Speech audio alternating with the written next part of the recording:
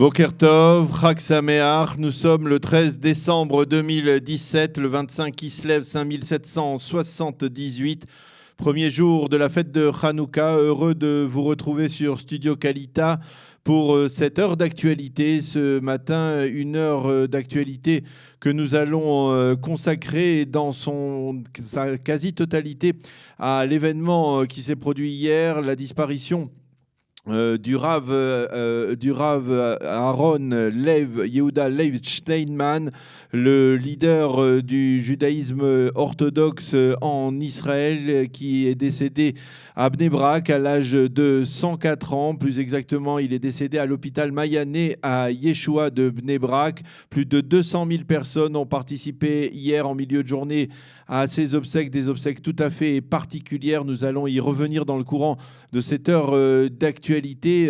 Nous serons à partir de 8h10, tout de suite après les premiers titres de l'actualité de cette matinée.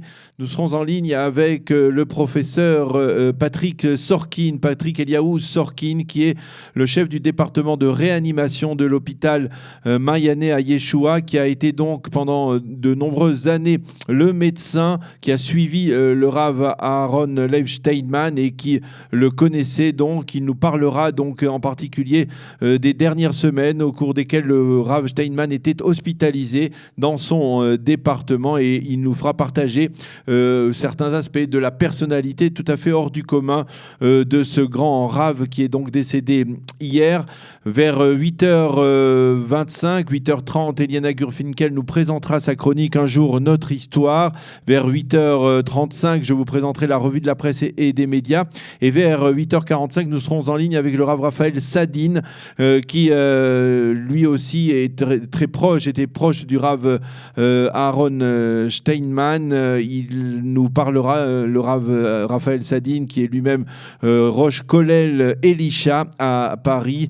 Il nous parlera justement aussi de ses rencontres avec le Rav Steinman, de la personnalité qu'il a représentée et également de l'avenir du monde orthodoxe après la disparition de cette grande figure donc du monde orthodoxe et on va dire de l'ensemble du judaïsme, de la Torah en Israël et même pour la diaspora.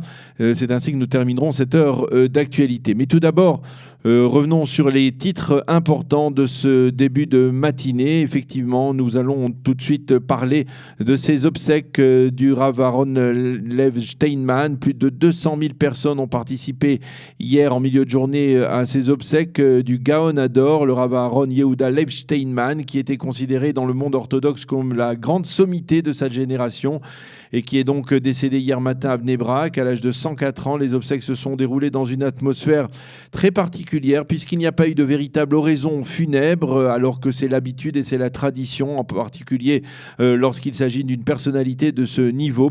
Et ce, à la demande bien spécifique du Rav Steinman lui-même. En effet, les Israéliens, dans leur majorité, n'avaient vraiment pas fait connaissance avec le Rav Steinman durant sa pourtant très longue vie.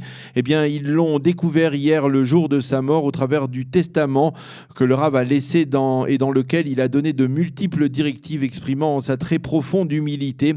Ne m'appelez pas juste, ne venez pas à mes obsèques, 10 personnes suffiront, ne récitez pas d'oraison funèbre à ma mémoire, n'écrivez pas d'articles dans les journaux sur moi et sur ma tombe, écrivez simplement mon nom, avait demandé le Rav Steinman, et donc les Israéliens ont découvert hier comment le Rav Steinman également vivait, comment ils ont découvert l'étonnante promiscuité de son très modeste appartement au cœur de Bnei Brak, et certains ont probablement compris pourquoi ce leader du monde orthodoxe était donc une personnalité si particulière et si hors du commun. Pardon, durant la semaine de deuil, on attend des milliers de personnes dans ce petit appartement au 5 de la rue Chazonish à Bnei Brak, parmi lesquels les chefs de l'État d'Israël, le président Reuven Rivlin et Binyamin Netanyahou sont attendus. Tous devraient venir rendre un hommage appuyé à cette personnalité centrale donc du monde orthodoxe. Le reste de l'actualité, l'alerte rouge s'est déclenchée hier soir vers 23h dans la région d'Ashkelon, Mais les forces de sécurité n'ont pas retrouvé de traces d'explosion ou d'impact de roquettes. Il semble qu'une seule roquette ait été tirée à partir de la bande de Gaza, mais qu'elle se soit abattue en territoire palestinien. Peu avant, le djihad islamique a accusé Israël d'être responsable de la mort de 2 terroristes de ce mouvement dans l'explosion d'une moto piégée. Lors de l'allumage de la première bougie de Hanouka au ministère israélien des Affaires étrangères à Jérusalem, le Premier ministre Benjamin Netanyahou a déclaré que la proclamation solennelle par Donald Trump de Jérusalem comme capitale de l'État d'Israël restera, je cite, gravée dans l'histoire des nations. Elle s'inscrit dans la même trame que la déclaration Balfour il y a 100 ans. Nous comprenons parfaitement, comme je l'ai dit en Europe, qu'il n'y a pas d'alternative au leadership américain et au rôle qu'il joue dans la relance du processus de paix, a déclaré Benjamin Netanyahou. Et pendant ce temps, à Tel Aviv, une centaine de notables arabes israéliens, dont plusieurs députés de la Knesset, ont protesté contre la décision de Trump et l'ont accusé de déstabiliser la région. Il porte atteinte à tous et en particulier aux Palestiniens, ont déclaré en particulier les députés de la Knesset, les députés arabes israéliens qui ont participé à cette manifestation. Et puis, la justice a tranché dans une affaire qui avait créé une certaine tension entre juifs et chrétiens en son temps, il y a 2 ans et demi. Le responsable de l'incendie de l'église du pain et des poissons, Yinon Reuveni, a été condamné à 4 années de réclusion. Enfin, l'affaire Bitan s'étend et les soupçons qui pèsent sur le président de la coalition gouvernementale se multiplient. La police aurait découvert plusieurs actes de corruption immobilière liés au député Likoud, qui de jour en jour perd de son pouvoir et de son influence et semble devenir un poids de plus en plus lourd pour son parti.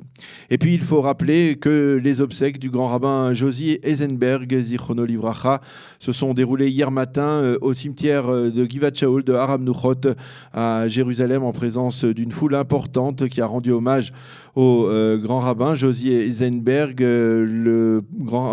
L'ancien grand rabbin de France, René Samuel Sirat, qui était son ami, a pris la parole et a prononcé une oraison funèbre, tout comme un autre ami, le rabbin Jaco Grunwald, qui a pris la parole, ainsi que l'un des fils du grand rabbin Josie Eisenberg, Nathanaël, qui a prononcé des paroles particulièrement émouvantes à la mémoire de son père, en soulignant que ça avait été un homme qui avait vécu heureux durant toute sa vie.